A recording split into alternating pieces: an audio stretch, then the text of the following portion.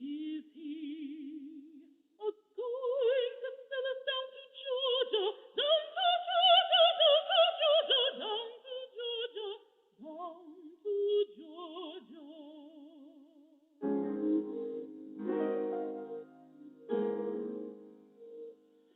Mama, is never gonna sell us down to Georgia.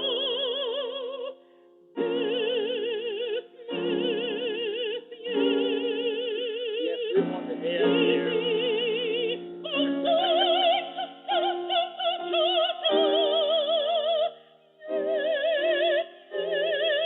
Okay, just one more. We're actually live right now.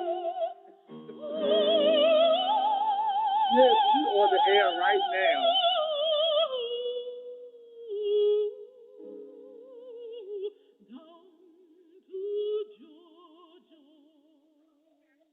Okay, just one moment.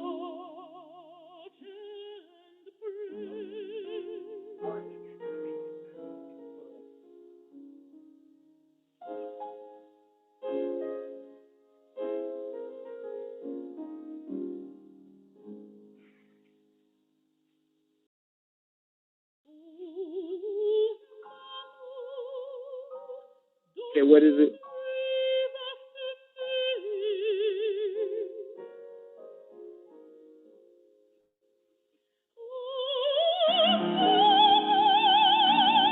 Okay, what is it?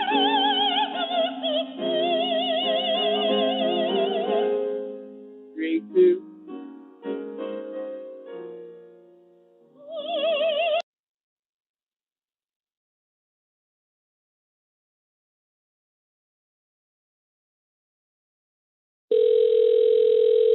And highly favored. Thank you. Well, listen, this is a better way to start off with how you keep it real. Tell me how you began doing this program, Opera from a Sister's Point of View. Well, I started, funny enough, I was on my way, I think back in 1996. In the back seat of my agent's car. She was pregnant with her first child. Her husband was driving, and we were riding on our way to New York City so I could do the Birgit Nilsson competition. And I was sitting in the back seat just writing down ideas. And I came up with Verdi from a sister's point of view. And later on, I added another soprano, a good friend of mine, Kishna Davis, and we talked about it, and she's a different kind of soprano, so she thought of the name, she thought of opera, so we became Opera from a Sister's Point of View, and so we did it together for a while. I started it out by myself. Then, like I said, I met Kishna. We did Opera from a Sister's Point of View together for a while, and then my career took off. Her career went a different way. So it got real strange to try to do this together. So I decided just to do it by myself, and I take it on the road now, and it's been very successful as a solo act. I had a chance. Oh, that's awesome! I had a chance to listen to a recording that you actually did. It's a recording that's available on Amazon, and it was so amazing how you were able to connect to the audience. I know one of the things that you said that when you used to go to operas, you didn't see people that looked like you as far as dress, so forth. So I thought that was an interesting point. So what makes it accessible to all audiences that you can go with stories in opera? Could you give us like a story in opera that where a character really keeps it real? Well, I would like to also add a little bit more to that. One of the reasons why I do opera from a sister's point of view is just as you say, I didn't see people in the audience as I was standing on the stage singing. I could look out in the audience and it was very monochromatic. So I was like, why is it that I don't see people that look like me out there? So I began to do the show and take it into churches and community theaters and community shows and stuff. And it just took off. And one of the things I do is I demystify opera for audiences that normally wouldn't go. I make it fun. I poke a lot of fun at it. It's tongue in cheek. And one of the operas that I do often is Tosca. Now, Miss Tosca is an opera diva like myself, and she has found that she's got a couple of dilemmas. She loves hard, and when she hates just as hard.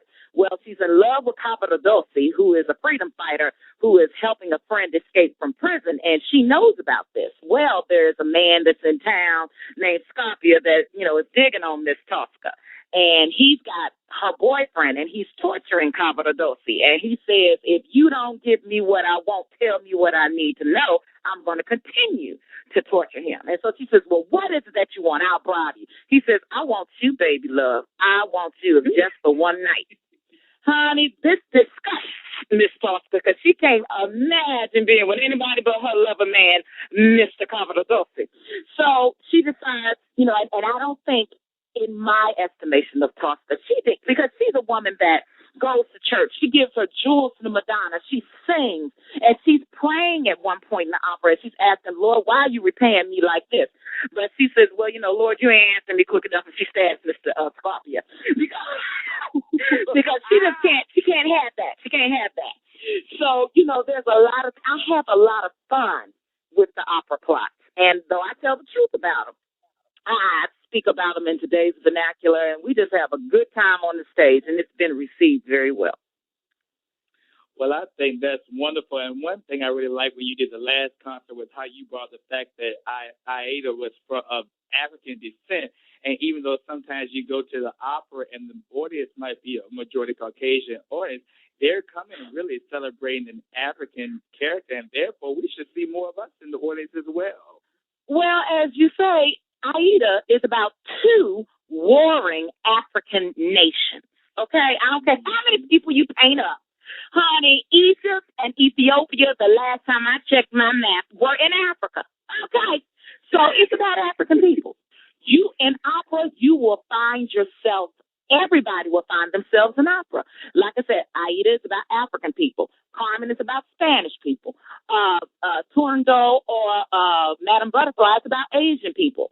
Tosca is about Italian people. You will find yourself in opera. You just have to be open enough to open yourself up to go and enjoy. Tell me about all that feeling you had when you had your Metropolitan debut in 2004 in that very role. Baby, you could have bought me with a quarter. Let me catch y'all up on some of the happenings. See, I became a cover at the Metropolitan Opera. And so I was covering the role of Aida, and there was a soprano, and this is before I was contracted to actually do Aida, as my debut. And so there was a soprano that was making her debut, but she had become a little ill, and she had said that she wanted me to sing her Sitzprobe. I was like, she ain't gonna let me sing her Sitzprobe in front of all these people. I was like, but whatever. Well, sure enough, she did want me to sing that morning. I dusted my vocal cords off the best I could, and I stood up there, and I began to sing all of Aida. I had to sing Aida that morning at 11, and then I had to sing Aida that evening for my cover rehearsal at 3. By the time I got home, the phone was ringing and my agent was screaming, Angela, the Met just called and offered you 2 performances of Aida and 12 covers for the 2004 season. What did you do? Well, little did I know, while I was singing the Sitzprobe that morning, all the people the people that hire and fire were coming down from upstairs, and they were listening. And, if anybody knows anything about the Met that has ever worked there, everything is mic'd, and you can hear what's going on in the different rehearsal rooms. I didn't know this at the time. And evidently the Lord was shining on me, and the angels were singing for me, because I was then, I got my debut in 2004. And just to stand on that stage for the very first time in my debut, because I was a cover, remember. So we always did all our rehearsals in the bowels of the Met, is like what I like to say, because we rehearsed everything on sea level. And we never got a chance to step on that stage unless we were filling in for the person that was actually doing it.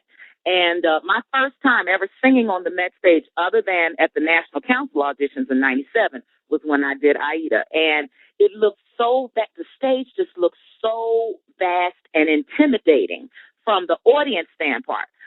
But when you're on that stage, you see how much room you actually got to work with. And it wasn't as big as I thought. And I couldn't see the audience, so I was singing to Jesus at night, child. It was dark in the audience, and I just acted like I was the only thing up there, and I gave it to him. And I was like, thank you, Lord. And by the end of that performance, people had flooded down the aisles and stood around the orchestra pit and yelled bravos and gave me a standing ovation. And, I just stood there and cried because it was just something that I had always dreamed of. This little black girl from Indianapolis, Indiana, who didn't know she had this dream, and it was coming true. My God. So when your career started moving into this direction of opera, what was your family's reaction? Oh, they were. My family has always been very, very supportive of my musical career because I started off singing in my grandfather's church when I was 5. And then my mother, and father's always encouraged me to perform. I sang at the opening of an envelope in Indianapolis, Indiana. Child, you always heard about Angie's singing over here at this church. Angie's going to be on TV singing for this little afternoon, news program or something. I was always in the public eye and singing. So when it came to opera, they didn't know what the end was going to be, and neither did I. But they were very supportive of me through it all. Even though you were singing as a child at these different events, did you ever have any aspirations towards another career other than musical opera? For a while, I thought that I would want to be a child psychologist or a nurse. And it only took one time for me to volunteer in the hospital to realize I wasn't cut out to be a nurse. I was more cut out to be a receptionist and guide people to the nurses because, child, when I had to go into a room and change an adult diaper, empty a bedpan or something like that, I said, this ain't for me, chef. This ain't for me. I was like, give me a pad and a pencil. I'll be a secretary. So I actually did go to school to be, be a secretary. But of course, that wasn't for me either. The Lord was just leading me and guiding me because my father always said, "Baby, you need something to fall back on." So I can type. And when I was in school, it was shorthand. But Mother Show didn't go the nursing route. But I love to talk and listen to people. So I've always fancied myself, being a bit of a counselor sometimes. I thought that would be something I would go into. And I think that's a very good skill to have. Now, a lot of people, when I talk to them, when I ask them about their parents, they say that their parents had a musical background. But in my reading, I understand that your family has an penchant towards the visual arts. Could you maybe talk about some of your other siblings? Yes, I had 2 siblings. My youngest sibling passed away in 1985, but my oldest brother, George Brown, is the senior art director at Indiana University, Purdue University at Indianapolis. We fondly call it Ooey Pooey, or IUPUI, here in Indianapolis. And he is a great visual artist. And my mother, the late Freddie Mae Brown, she had an actual business here in Indianapolis called Artistry Gifts. And she would do portraits by photograph, either pet portraits or people portraits. And she could actually take 2 pictures of, your mother or your father's 2 favorite photos you would have and put them together and make them look like they were actually in the same room at the time they were taken. And she was very talented that way. So, and she was also a singer because when she was growing up, she had a scholarship to Jordan School of Music here at Butler University. And they thought she would be the next Marian Anderson, even though she was a soprano and Marian Anderson was a contralto. Marian Anderson was the only thing we as people of color had to look up to as far at that time in the classical arts. So they thought she would be the next Marian Anderson. So I got my music from my mom, and my brother got his art from my mom. That is amazing.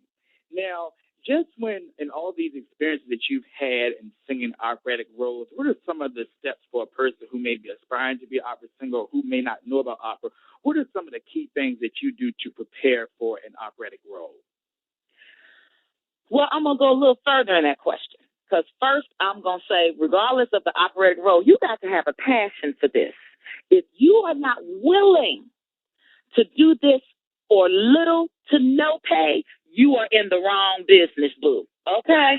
Because right now, in this economy, it's about, things might have been rolling and fantastic a couple of years ago. Now you're finding that you got to come off of these fees if you want to work because everybody is suffering. So you got to have that passion first. Now, in preparing preparing for an operatic role. What I tend to do, okay, I'm just going to keep it real with you. Honey, go become a secretary or a doctor if you want to be rich, because this ain't it, okay? But as I prepare for operatic roles, I find really good recordings and videos first, just so that I can, wet my teeth, especially if it's a role I'm very unfamiliar with and I'm not sure what's expected. I, go to the library and I do my research first. Then I'll take it to my coach, accompanist, and we will sit down and we'll hash out each note and each phrase, and I will sing it. And if I find myself having the time, I will then fly to see my teacher, Virginia Zayani. I still work with her, even though she's retired. I'll fly down to Florida, and I'll sing through some of the roles that I'm working with, and she will teach me and coach me through them. And then it's just a matter of singing until you are actually sleeping and hearing this music in your sleep. That's when you know you got it, And then hopefully you're ready for the orchestra and the conductor, and you go and you put it together with your colleagues. So that's some sound advice for all those listeners out there who are aspiring musicians. That was some definite key advice for you. Now, talk to me about Oakwood College or Oakwood University as it is now. That school has a legacy of producing some great musicians, and you're one of them. Could you maybe talk about the role of Oakwood in your career? Well, Oakwood University now was a godsend for me. I didn't realize, like I said, that I had this vision or this this ability to sing classical music. Oakwood is a Seventh-day Adventist college, and I became Seventh-day Adventist back in 1985. And so then I wanted to go and learn more about music. I wanted to be a gospel singer or a gospel recording artist. And like I said, I had touched all genres of music. I did a lot of musical theater here in Indianapolis, a lot. I did a lot of gospel singing back in the early to mid 80s. That's when gospel choirs were in their heyday. The Walter Hawkins and the Thomas Whitfields and all. That's when gospel music was really in its heyday, and Richard Smallwood and all that, and the big choirs. So I sung a lot with different choirs. So when I became Adventist, I went to Oakwood just so that I could learn more about music and just be more intelligent in the studio. I never knew that opera was going to bite me because, as I say, opera chose me. I didn't choose it because I never wanted to be a screechy, quote-unquote, soprano. So when I got to Oakwood College at the time, now university, I was assigned a teacher, and her name was Ginger Beasley. Well, little did I know is that Ginger Beasley was going to be the person that really started me moving into the classical realm, because she also had a connection with Indiana University, where I went to do my graduate studies. And she was a student of Virginia Zayani.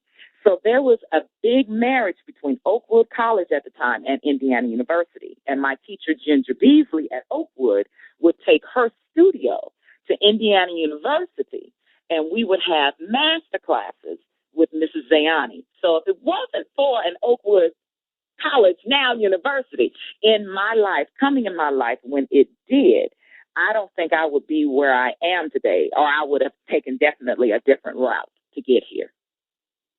That is awesome. Now, this next question I'm going to ask, you know that we tend to always want to be in somebody's business. We know it's least little thing about somebody. We want to know what happened or what did you do and this type of thing. So I want to talk about when you first started out, you were a certain way physically, and now you look a total different way, and we can say in your pictures. Talk to me about your transition as far as why did you choose to slim down as far as your career is concerned. Messy, Patrick. You ain't supposed to be in my business like that. You ain't supposed to do it. But I tell you what I will share. All of my life, I have struggled with weight. All of my life. And I was not brought up to think I was less than or to sit around and cry about it. I hate some of these weight shows where they're like, oh, I don't know. I've always worked on it. Okay, that's just me. I mean, I'm still a big girl. Okay, but honey, if I get on the scale in my doctor's office, they'll be like, "Obese, Miss Brown, get it together." You know. So I have always struggled with my weight. When I was 5. Okay, now I'm telling y'all, I'm telling the world my business. Okay. When I was 5, I've always been kind of tall for my age, but I was 120 pounds when I was 5. When I was 12, I weighed 210 pounds.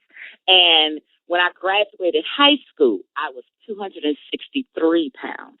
And I hit 300 pounds 3 or 4 times in my adult life. And I just couldn't take it anymore. My what I could carry at 22, I could no longer carry at 40. Something had to be done. I had gotten to the point where I was desperate. I had done Weight Watchers. I'd been on a diet since I was 5. Okay. And at the time, maybe I don't even think when I started dieting, it was called Weight Watchers. It might have been a whole different organization, but I was in Weightless Wonders, child. Okay, we go back to Weightless Wonders and Tab and Fresca. I hate Tab and Fresca to this day because, I mean, it just reminds me of, the things that I had to endure. I mean, remember the pants? No, you don't remember. I remember these pants, these double knit pants that had the seam in it already sewn. I had to wear stuff like that. I looked like a little, very settled woman when I was a young girl. I never could go into the stores and find the cute clothes and all that. But even though I had to go through all of that, my parents and my mama, everybody always taught me how to carry myself. Honey, I could carry my little weight. You hear me? My mother used, when I was 5, I remember her saying, "Now stand up straight, suck your stomach in, and pull your shoulders back, because we don't want you to have that little, what I call the fat girl waddle." Because you see some of the young girls, because they don't know how to carry their weight, they have this little waddle thing. It's because they don't know how to line it up. And it's what it's called the dancer's lift. And I will say that even today, because I am a singer, when you're pulling in your stomach or just standing straight, all of that took me back to my mama. Because when I say the side aisle at my granddaddy's church was like a runway for me. When I would go to the bathroom, she'd be like, "Now suck your stomach in." I always had a strut on me, honey. I could carry this weight. Well, like I said, it got to a point where I couldn't carry it no more. So I made the decision to have gastric bypass. Now, people say, "How did you lose your weight?" I said, diet, exercise, and I have a tool that helps me, and it's called gastric bypass.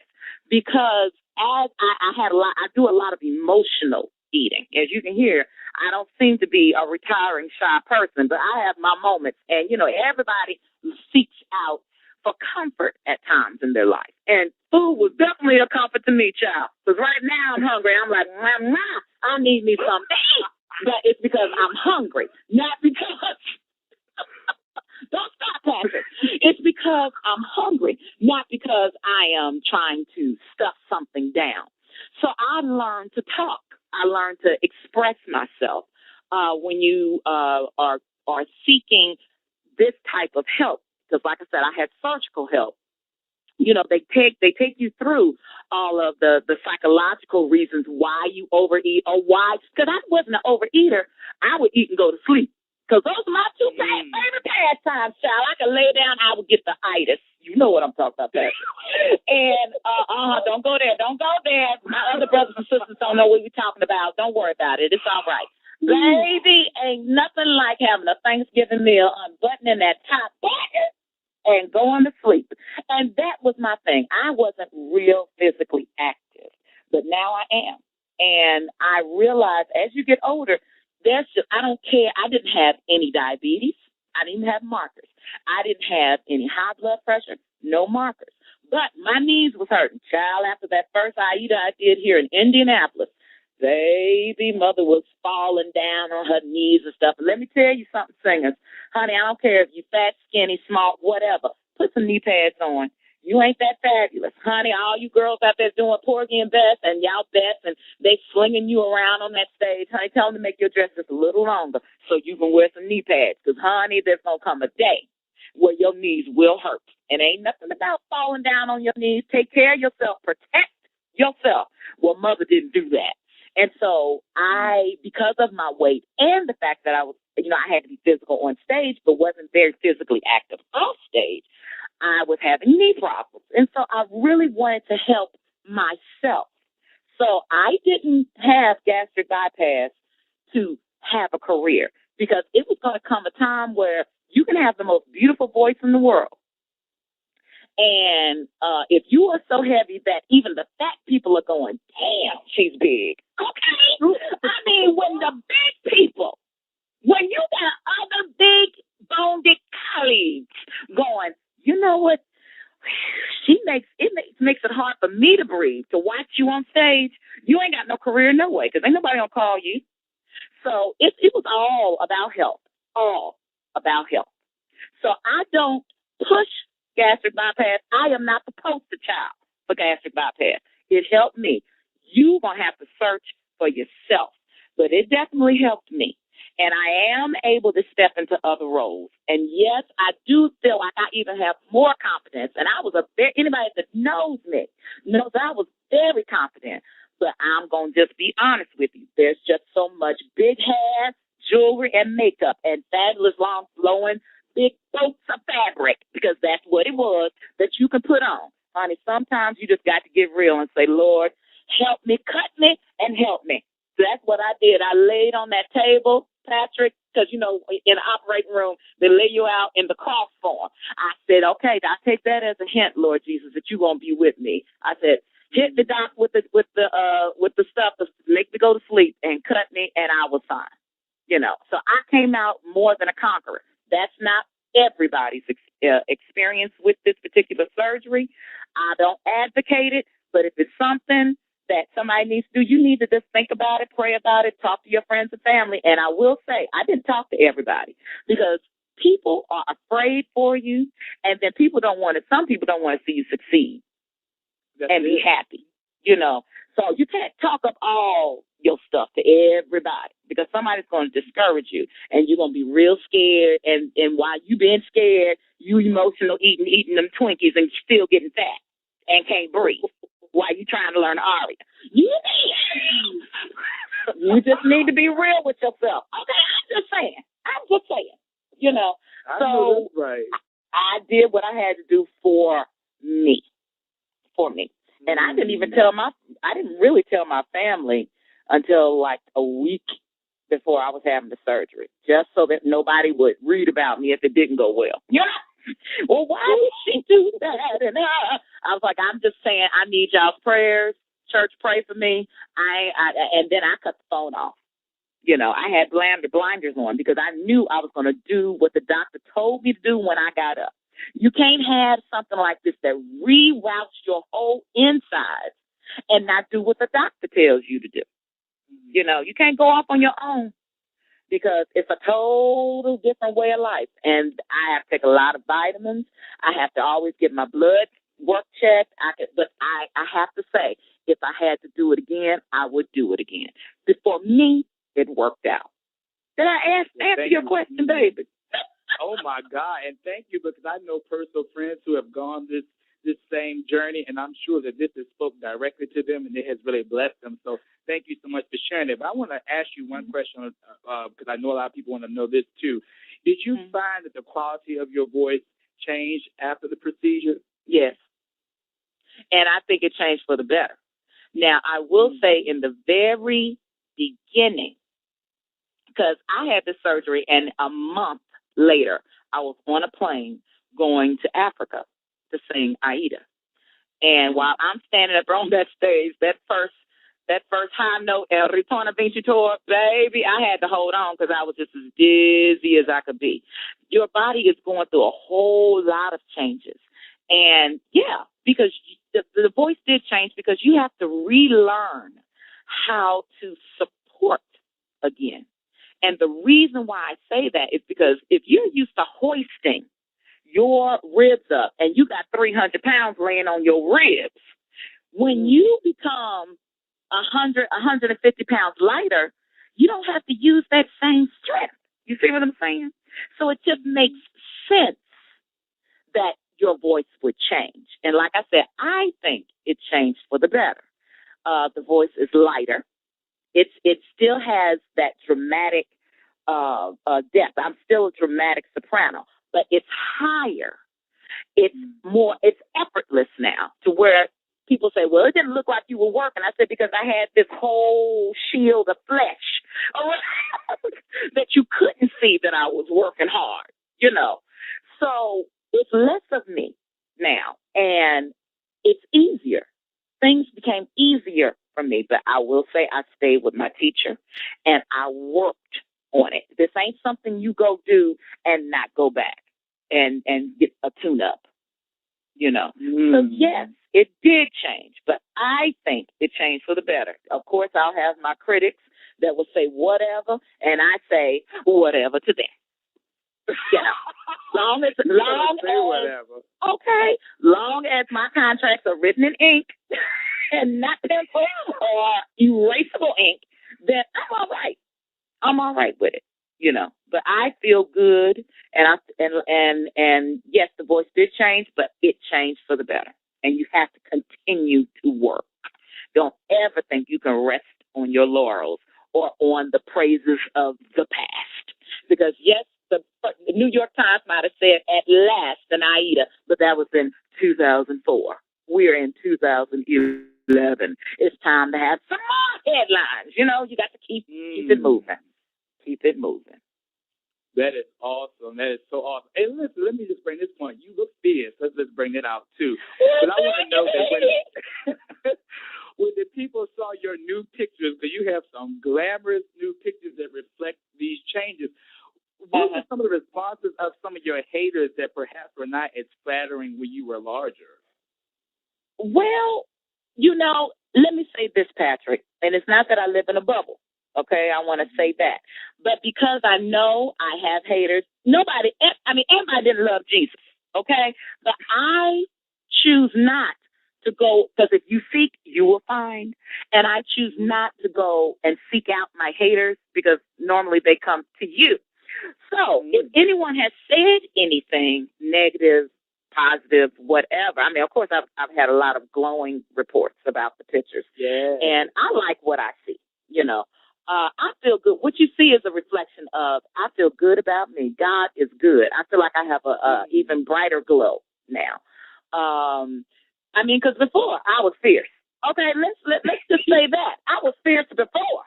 I just couldn't breathe as well and couldn't walk as good. But, you know, now I've unzipped the old me, you know. And let me make this real clear too, Patrick. Diet and exercise are important to do for the rest of your life, because once you heal up and that weight stops magically falling off, guess what? It magically comes back on, and it's not so much magic because it's those extra portions you putting in your mouth. So with all my wetted lips that I done had, I done put on 13 pounds. Shut up, y'all. Don't hate. Quiet. Don't judge me. So I'm working it out now, and I done lost 6, and I'm gonna get some other 7 off, you know. But it's something that you have to work at all the time. But as far as my pictures and haters, I don't seek that out. I never try to seek out the negative, and I don't seek out the positive, but it does come to you. And if I can be a blessing or a light to somebody else with the positivity that they see about me, then great. Great. And let's move right to that wonderful wedding. And I want to say, excuse me, thank you for sharing that part of your life with me in print. And I want to just talk about it now on the air. Talk to us about this wonderful wedding in Paris.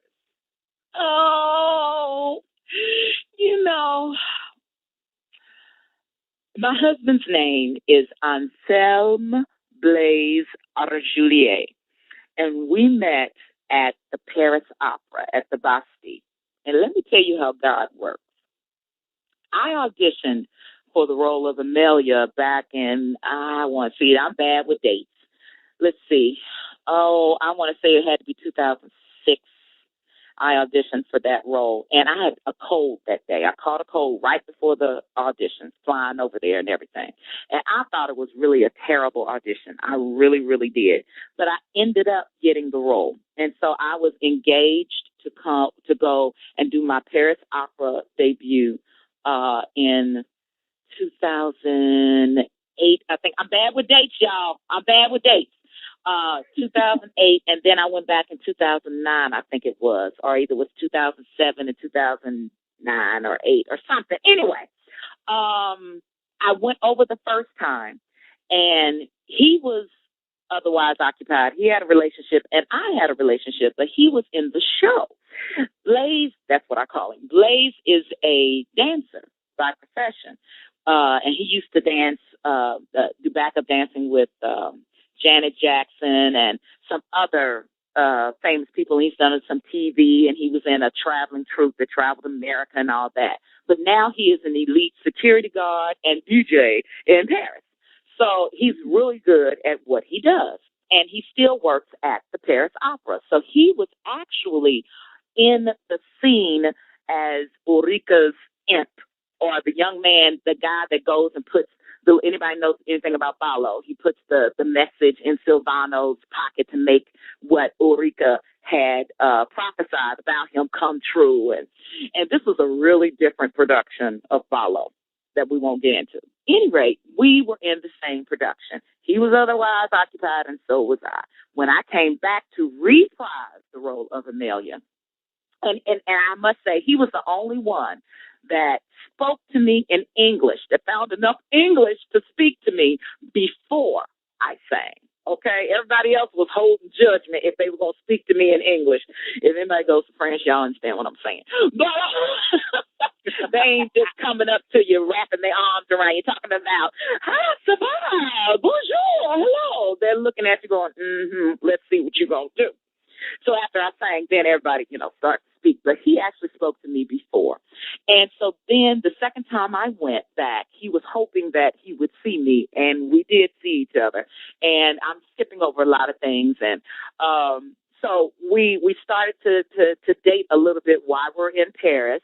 And he had finished with his relationship, and I had finished with mine. So we were both free. And to make a long story short, he started Skyping me, and then he came over to Vienna when I did my Vienna Staatsoper debut, and that's when the love affair began, and we've been together ever since, and we got married April 22nd, 2011, this past Good Friday, and we had decided that we would do the marriage in Paris, because we just wanted to do something quick and not so expensive, because we would have had to fly his whole family over here for a big, wedding over here. And then I was working a lot, and it just got to be too complicated.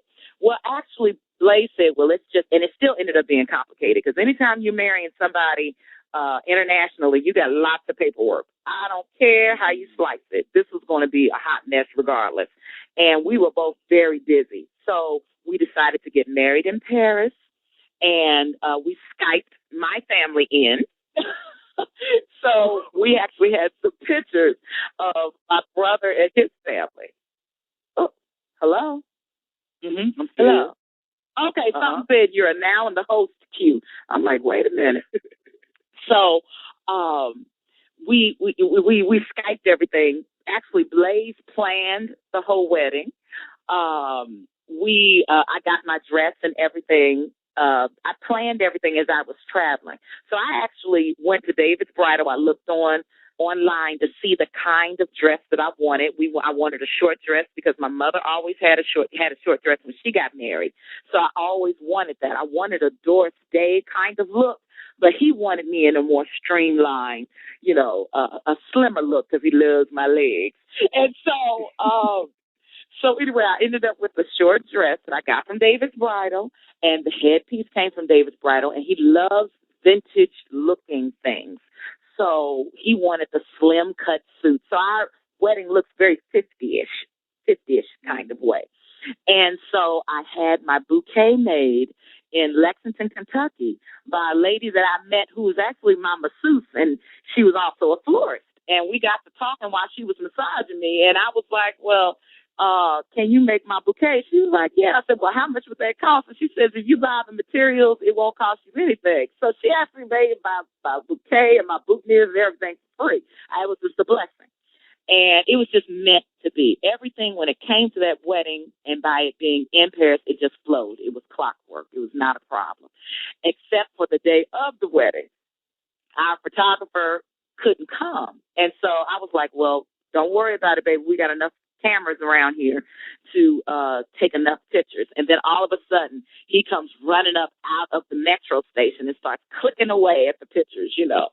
So, I mean, it was just a magical day. It was warm. It was gorgeous because the next day I think it rained cats and dogs, but it was a gorgeous, beautiful day, and I'm just as happy as I can be. A lot of people ask, you know, well, are you going to be living in Paris? Are you going to change your name? What's going to happen? And I say, whatever the Lord wants to happen, because my name is still Brown. So I am Juliet, because I am established. We are grown. Right now, it's not, you know, right now, I mean, because of my career, Brown is the best way, because nobody would know who Angela Artis Juliet is, you know. So we thought it best that I keep my maiden name, and we are going between Paris and America now. So, and actually, it helps for me to have, you know, a place there and a place here. So I'm waiting on him to come, and we're going to here to America for the end of July, and we're going to go on our honeymoon, and we are going to have a reception here in Indianapolis with a few close friends and family. Oh, wow. Wow. So talk about some of your recent engagements and your calendar ahead. Oh, you know, this is always where I get a little fuzzy.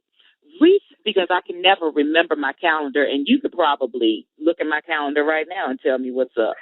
I right now I'm doing a lot of concerts. I do my Opera from a Sister's Point of View. I do have my CD that just came out by the same name, Opera from a Sister's Point of View, that you can get on Amazon, and you can get it on the weatherchannel.com, and you can get it on iTunes. And I am right now formulating that and augmenting, you know, my schedule for concerts of that. But I'm going to be doing Aida in Hamburg in October. So I'm preparing for that. And I'll be going out. I'm going to jump all around. I'm going to be going out to Sun Valley Writers Conference in Sun Valley, Idaho. It's a big writers conference that they have, very important, prestigious writers conference that they have every year.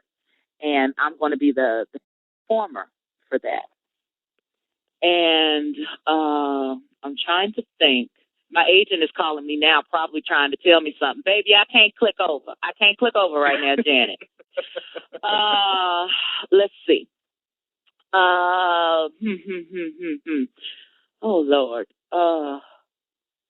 Patrick, you know, like I said, think about that. Yeah. Give people my website. And they can look me up. www.angelamBrown.com is where you go to the website. And I also would like to play right now a clip from her recent CD, Opera from a Sister's Point of View. Let's take a listen to this a little bit just now.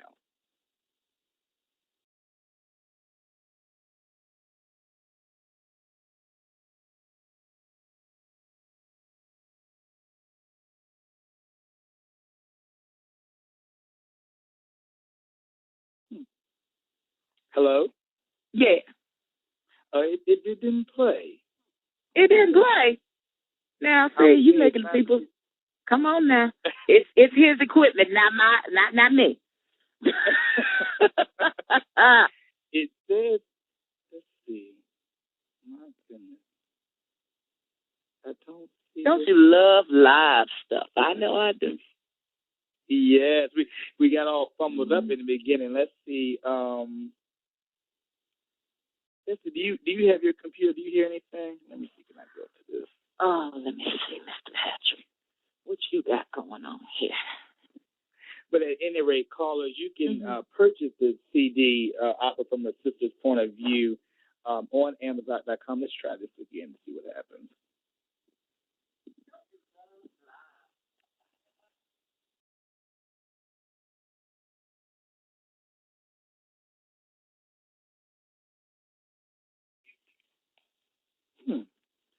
Now I can hear you talking on my computer, and we're delayed on the computer.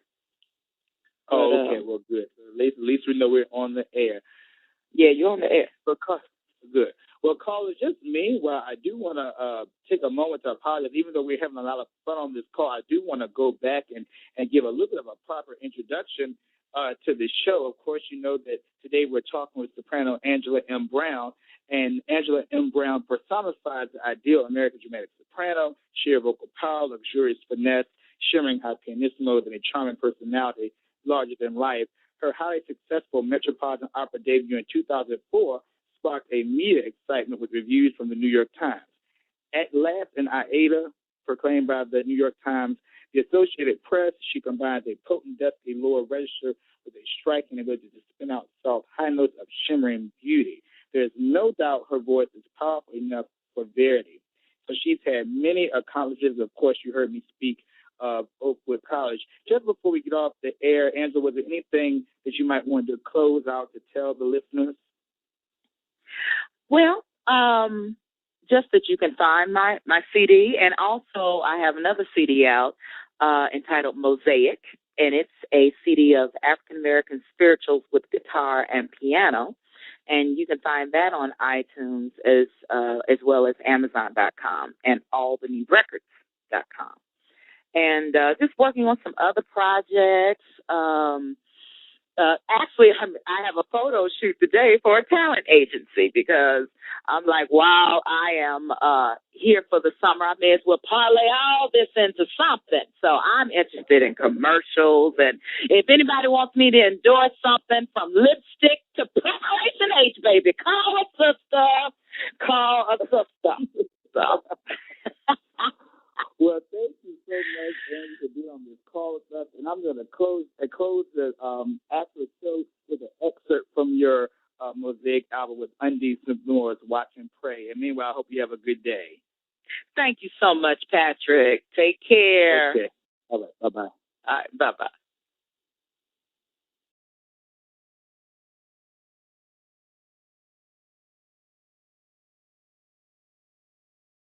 Again, listeners, you've been listening to Angela M. Brown, and on the next broadcast, we'll have the opportunity to embark on the iTunes in America series with bass baritone Mark S. Doss, followed by an interview on July the 6th with Dr. Andre J. Thomas. So there's July 5th with Mark S. Doss, and July 6th with Dr. Andre J. Thomas. This is Patrick B. McCoy, the African-American voice of classical music. I do apologize for the rocky start to the interview, but technical difficulties do happen. I do encourage you to follow the show on Facebook and also on Twitter at Patrick B. McCoy at Twitter. This is Patrick B. McCoy, the African American voice of classical music. We